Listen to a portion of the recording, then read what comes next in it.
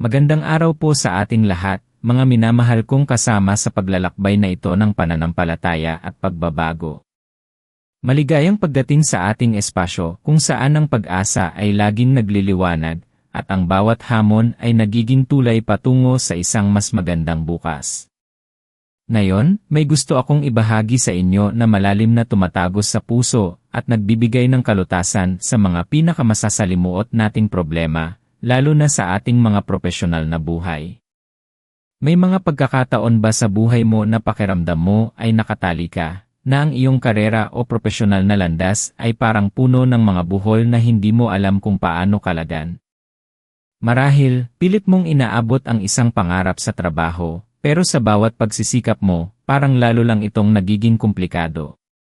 Pakiramdam mo ba ay naubusan ka na ng pag-asa, na ang pinto ng oportunidad ay tila nakasarado para sa iyo? Kung ramdam mo ito sa puso mo, kung ang mga salitang ito ay pumukaw ng isang emosyon sa loob mo, manatili ka lang dito. Dahil sa video na ito, ipapakita ko sa iyo ang isang makapangyarihang paraan, isang simple, ngunit malalim na debosyon, na hindi lang magpapaluwag sa iyong kalooban kundi tunay na magbubukas ng mga pinto sa iyong profesional na buhay.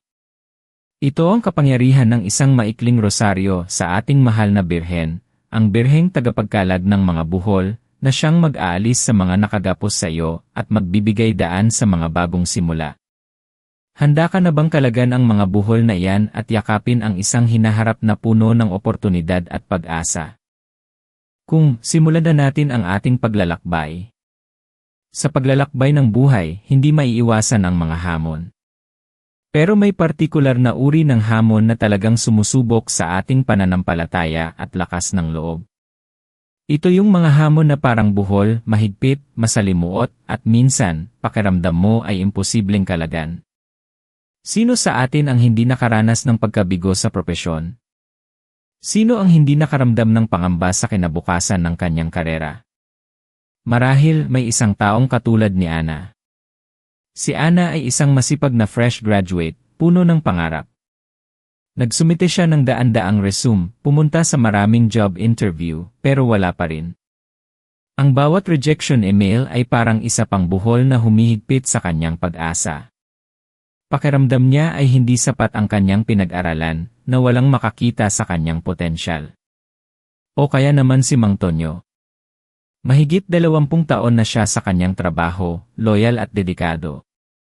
Pero dumating ang panahong nagbago ang sistema, at kailangan niyang matuto ng bagong teknolohiya. Sa edad niya, nahirapan siyang makasabay, at ang pangamba na mawala ang kanyang trabaho ay parang isang malaking buhol na bumibigkis sa kanyang puso. Paano na ang kanyang pamilya? Paano na ang kanyang mga anak na pinag-aaral? O si Elena, isang ina na gustong balansihin ang kanyang pamilya at ang pangarap niyang maging isang matagumpay na negosyante. Sa bawat pagsisikap niya, parang may humihila sa kanya pababa. Ang oras, ang pagod, ang mga responsibilidad, lahat ay parang buhol na nagtatali sa kanyang mga kamay. Naramdaman mo ba kahit minsan ang pakiramdam na ito? Yung pagod na nararamdaman mo, yung pag-aalinlangan sa iyong kakayahan, yung pakiramdam na hindi ka umuusad kahit anong gawin mo.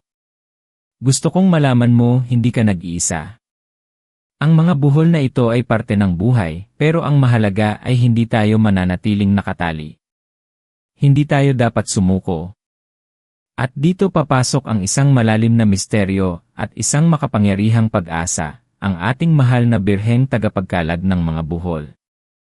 Ang debosyong ito ay hindi lamang isang simpleng paniniwala, ito ay isang testamento sa kapangyarihan ng pananampalataya at ng intersesyon ng mahal na Birhen.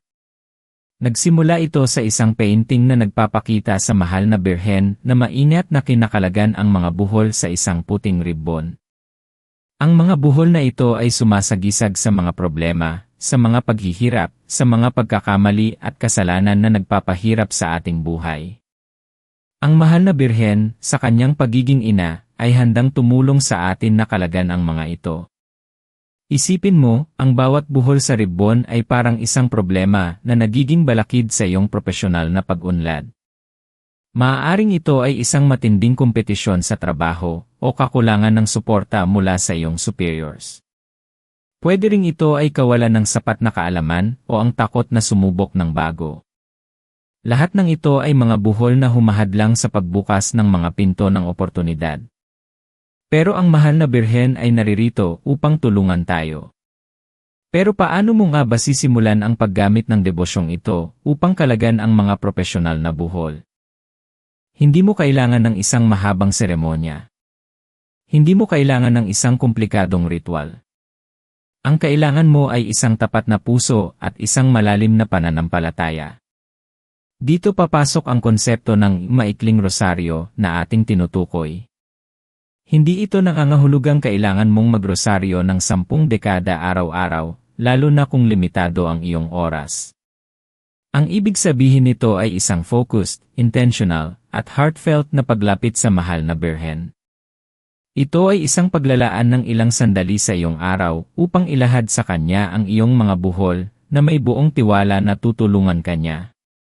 Unang hakbang, at ito ay napakahalaga, kilalanin ang iyong buhol. Hindi mo kayang kalagan ng isang buhol kung hindi mo alam kung saan ito nakatali. Ano ang partikular na hamon na humahadlang sa iyong profesional na pag-unlad? Ito ba ay pagkalito sa iyong career path? O kawalan ng kumpiyansa sa sarili? Baka naman, ang problema ay ang paghahanap ng tamang mentor o ang pagkuha ng tamang pondo para sa iyong negosyo. Isulat mo ito. Kung maaari, maging specific ka. Halimbawa, sa halip na sabihin wala akong trabaho, sabihin mo nahihirapan akong makakuha ng trabaho sa industriya ng dahil sa. Kapag malinaw sa iyo ang buhol, mas madali mong maipapaubaya ito sa mahal na Birhen. Ikalawang hakbang, ilahad ang buhol sa mahal na Birhen. Sa panahong ito, hanapin mo ang isang tahimik na lugar. Hindi mo kailangan ng isang altar o isang kapilya. Pwede itong sa tabi ng iyong kama, sa iyong opisina, o kahit sa isang parke. Ang mahalaga ay ang koneksyon mo. Maaari kang magsimula sa isang simpleng sign of the cross at isang pagsisisi. Pagkatapos, hawakan mo ang iyong rosaryo, o kung wala kang rosaryo, hawakan mo lang ang iyong kamay at isipin ang mga butil nito. Isipin mo ang ribbon na puno ng buhol.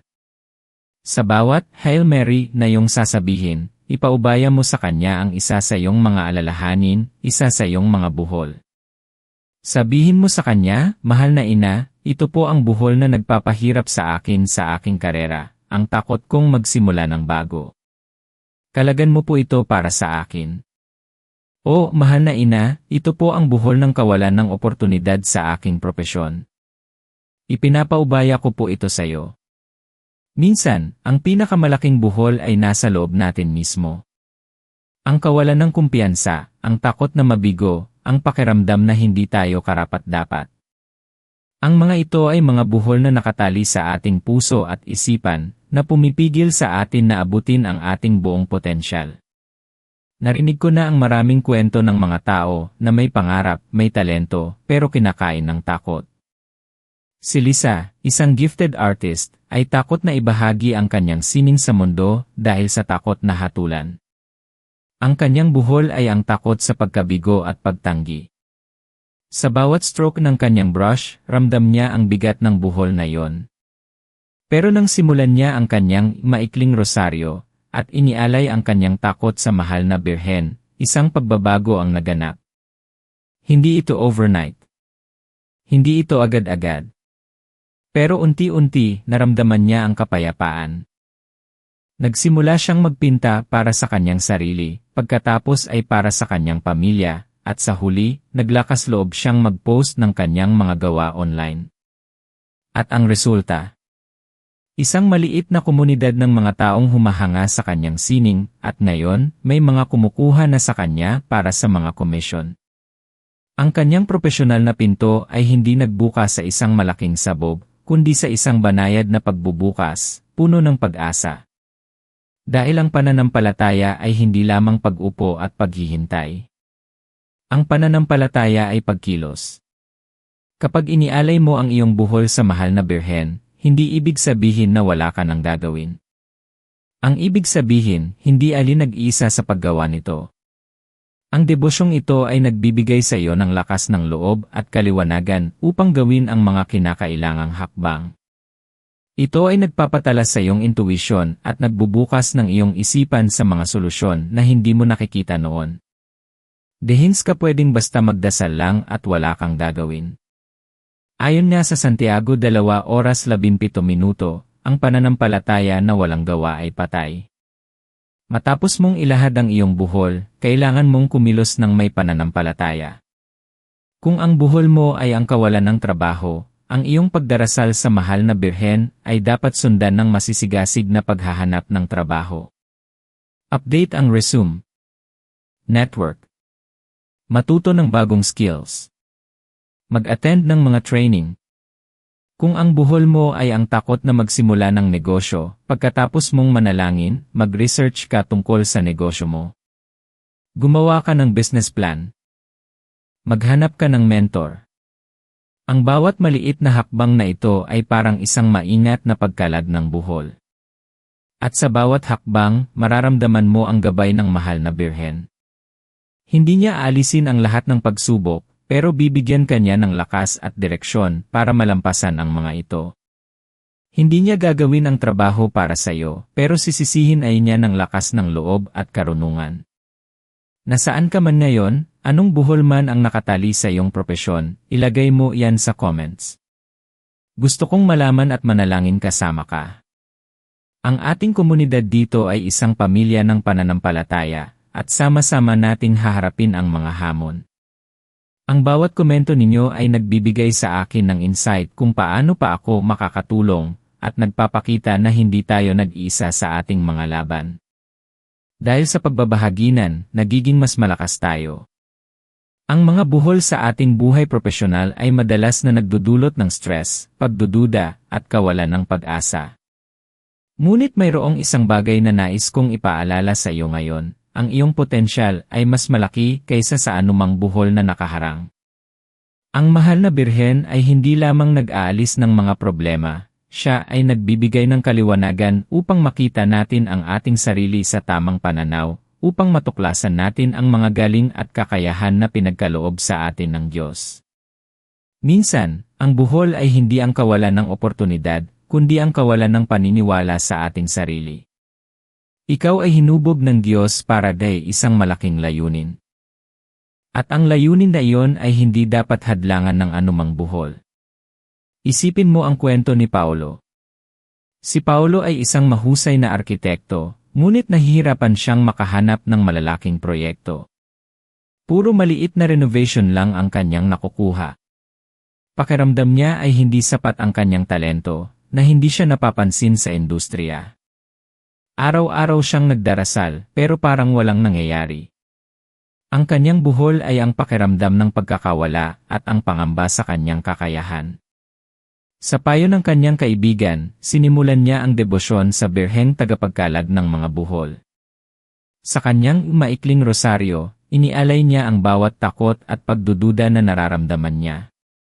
At pagkatapos magdasal, kumuha siya ng isang lumang sketchpad at nagsimulang mag-sketch ng mga ideya na matagal na niyang nasa isip, mga proyekto na pinapangarap niyang gawin, kahit na imposibleng mangyari sa panahong iyon. Ito ang kanyang leap of faith. At sa hindi inaasahang pangyayari, nakita ng isang lumang kakilala ang kanyang mga sketches at humanga rito. Ang kakilala pala niya ay naghahanap ng arkitekto para sa isang malaking proyekto. Ang kwento ni Paulo ay isang paalala na ang mahal na Birhen ay nagbubukas ng mga pinto sa mga paraan na hindi natin inaasahan. Minsan, ang susi sa pagbukas ng pinto ay nasa loob natin, naghihintay lang na tuklasin. Ang mahal na Birhen ay tulay patungo sa Diyos. Kapag inilalahad natin ang ating mga buhol sa Kanya, ipinapaubaya natin ang ating mga pasanin sa isang ina na nauunawaan ang ating mga sakit at kalungkutan. At bilang ina ng Diyos, may kapangyarihan siyang ipamagitan para sa atin. Ito ang dahilan kung bakit napakabisa ng debosyong ito. Hindi ito magic. Hindi ito shortcut. Ito ay isang proseso ng pagpapatibay ng pananampalataya, ng pagpapakumbaba, at ng pagtitiwala sa plano ng Diyos para sa atin. Alam mo ba, ang ating utak ay may kakayahang baguhin ang kanyang sarili. Tinatawag itong neuroplasticity. Kapag tayo ay patuloy na nagdarasal, nagtitiwala, at kumikilos ng may pag-asa, nililikha natin ang mga bagong neural pathways sa ating utak. Ang mga pathways na ito ay nagpapatibag sa ating pag-asa, nagpapalakas sa ating kumpiyansa, at nagpapatala sa ating kakayahang makakita ng mga oportunidad. Ang ating maikling rosaryo ay hindi lamang isang espiritual na gawain, ito ay isang mental training. Ito ay isang paraan upang reprogramahin ang ating isip upang makita ang mga posibilidad sa halip na ang mga balakid. Sa bawat Hail Mary, ikaw ay nagtatanim ng isang binhi ng pag-asa sa iyong isipan. Sa bawat pagmumuni-muni sa iyong buhol, ikaw ay nagpaplano ng mga solusyon. At sa tulong ng mahal na Birhen, ang mga binhing ito ay tutubo at mamumunga. Ang bawat tao sa atin ay mayroong sariling ritmo. Mayroong mga buhol na mabilis kalagan, at mayroong mga buhol na nangangailangan ng mas matinding pananampalataya at pagtitiyaga. Huwag kang mawala ng pag-asa kung hindi mo agad nakikita ang resulta. Ang mahal na Birhen ay naririto para sa iyo sa bawat hakbang ng iyong paglalakbay. Ang pagtitiyaga ay isang mahalagang sangkap sa pagkalag ng mga buhol. Isipin mo ang isang pisi na nagkaroon ng napakahigpit na buhol. Kung pilitin mong biglain ang pagkalag nito, baka mas lalo lang itong humigpit o masira pa nga. Pero kung dahan-dahan mo itong kakalagan, maingat, at may pasensya, sa huli ay makakalagan mo rin ito. Ganito rin ang ating mga buhol sa buhay. Ang bawat dasal, bawat gawa ng pananampalataya, ay isang banayad na paghila sa pisi, unti-unting nagpapaluwag sa buhol. Hindi lang sa pagdarasal nagaganap ang pagbabago. Minsan, ang mahal na Birhen ay gumagamit ng mga tao, ng mga pangyayari, o ng mga bagong kaalaman upang kalagan ang iyong mga buhol. Kaya't mahalaga na maging bukas ang iyong isipan at puso sa mga senyales. Kung mayroong isang kaibigan na biglang nag-alok ng tulong, o isang online course na nagpakita sa iyong social media feed, o isang libro na kusa mong napulot, maaaring ito ay isang paraan ng mahal na Birhen upang gabayan ka. Huwag kang matakot na subukan ang mga bagong bagay. Huwag kang matakot na humingi ng tulong. Ang pagkilala sa iyong mga kahinaan at ang paghahanap ng suporta ay hindi tanda ng pagkabigo, ito ay tanda ng lakas. Naaalala ko ang kwento ni Sarah. Isang corporate executive si Sarah na na-stress sa kanyang trabaho. Mataas ang sahod, maganda ang posisyon, pero pakiramdam niya ay wala siyang purpose. Ang kanyang buhol ay ang paghahanap ng kahulugan sa kanyang propesyon.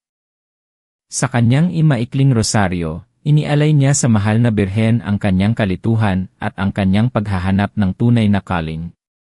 Hindi nagtagal, isang serye ng mga pangyayari ang naganap.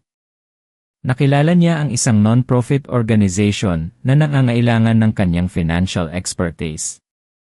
Sa una, nag-aalangan siya, iniisip niya kung paano niya pagsasamahin ang kanyang demanding na trabaho at ang kanyang volunteer work. Pero sa bawat dasal, naramdaman niya ang gabay.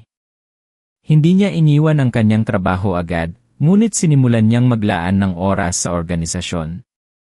At sa paggawa nito, naramdaman niya ang isang kagalakan at kahulugan na matagal na niyang hinahanap. Eventually, nagdesisyon siyang iwan ang kanyang corporate job at magtrabaho full-time sa non-profit. Ang kanyang kinita ay mas mababa, ngunit ang kanyang puso ay puno. Ang kanyang propesyonal na daan ay hindi nagbukas sa isang mas mataas na posisyon, kundi sa isang mas malalim na layunin. Ito ay isang paalala na ang pagkalag ng buhol ay hindi laging nangangahulugang pagkuha ng mas malaking pera, kundi paghahanap ng tunay na kaligayahan at katuparan sa iyong propesyon. Ang tunay na propesyonal na tagumpay ay hindi lamang tungkol sa material na yaman, kundi pati na rin sa paghahanap ng personal na katuparan at paggawa ng makabuluhang ambag sa mundo. At dahil dito, mahalaga na patuloy tayong manalig. Ang pagdarasal ng maikling rosaryo ay hindi lang isang ritual, ito ay isang pag-uusap sa mahal na Birhen. Kung may tiwala tayo sa ating ina dito sa lupa, mas lalong dapat tayong magtiwala sa ating mahal na ina sa langit. Siya ay palaging handang makinig, palaging handang tulungan tayo. Ang bawat buhol na kinakalagan ay nagbubukas ng isang bagong daan, isang bagong posibilidad, isang bagong simula. Kaya't huwag kang mawalan ng pag-asa. Patuloy kang manalig. Patuloy kang magdasal. At patuloy kang kumilos ng may pananampalataya. Nais kong ibahagi sa iyo ang isang pangako mula sa salita ng Diyos na patuloy na nagpapalakas ng ating loob, sapagkat nalalaman ko ang mga panukala na aking inilaan para sa iyo, sabi ng Panginoon, mga panukala sa kapayapaan at hindi sa kasamaan, upang bigyan ka ng isang hinaharap at isang pag-asa. Ito ay Jeremias 20:11. Ang Diyos ay may magandang plano para sa iyo, at ang mahal na Birhen ay handang tumulong na gabayan ka patungo sa planong iyon. Ang mga buhol ay hindi ang katapusan ng iyong kwento, sila ay bahagi lamang ng iyong paglalakbay. At sa tulong ng Birheng tagapagkalag ng mga buhol, ang iyong kwento ay magpapatuloy, puno ng pag-asa at tagumpay. Ang pagkalag ng buhol ay hindi lamang nagbubukas ng propesyonal na daan, ito ay nagbubukas din ng iyong puso sa mas malalim na koneksyon sa Diyos. Kapag nakikita mo ang kanyang kamay na gumagabay sa iyong buhay, lalong lumalalim ang iyong pananampalataya. At kapag may matibay kang pananampalataya, mas handa kang harapin ang anumang hamon na darating sa iyong buhay, propesyonal man o personal. Kaya, ngayon na alam mo na ang kapangyarihan ng debosyong ito, gawin mo itong bahagi ng iyong pang-araw-araw na buhay. Hindi mo kailangan ng mahabang oras. Kahit 5 minuto lang na may intensyon at pananampalataya ay sapat na.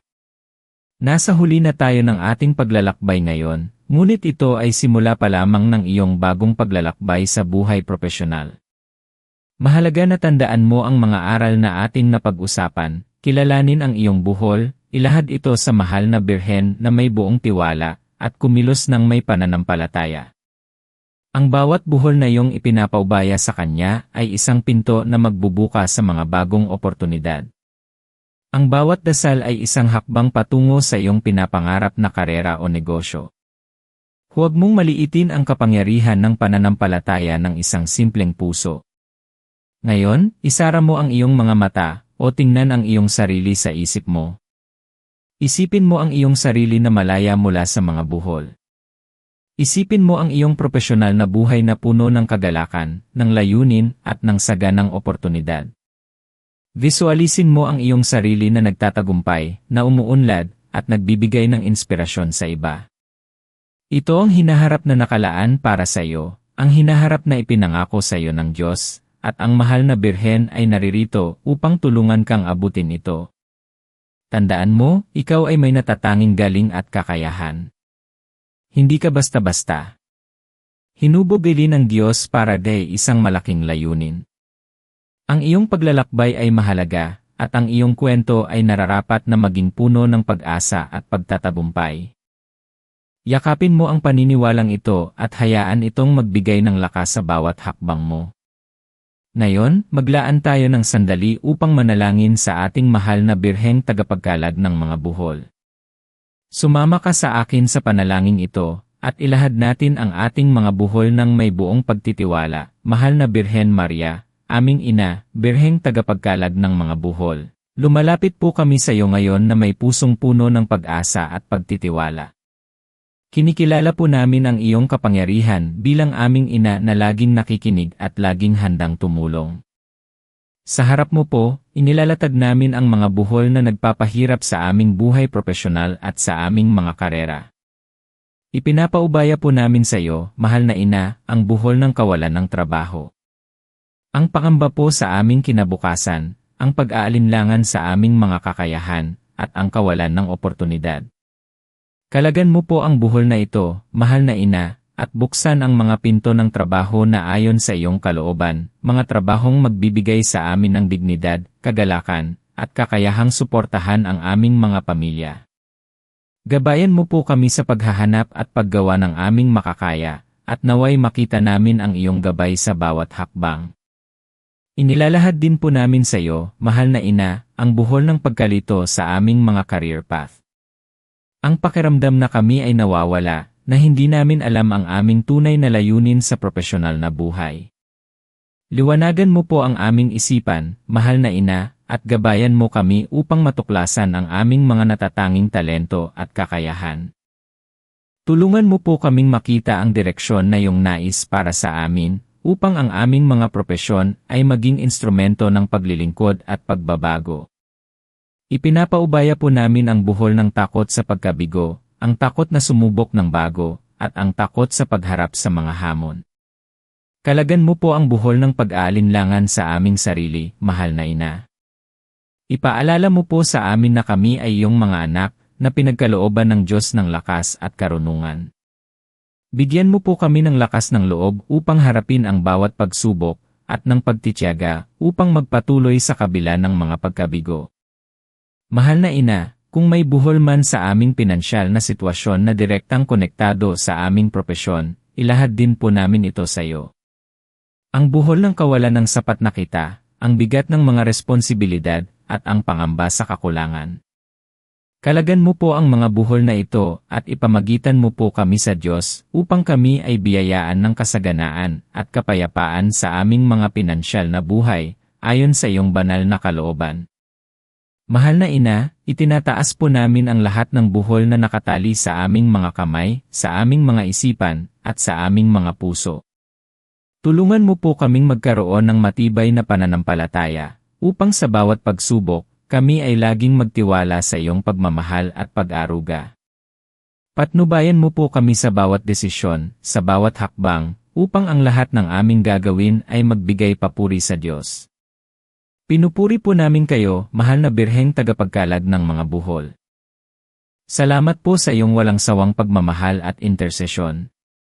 Sa pamamagitan ni Kristo, aming Panginoon. Amen. Maraming salamat po sa inyong pagsama sa akin sa mahalagang paglalakbay na ito.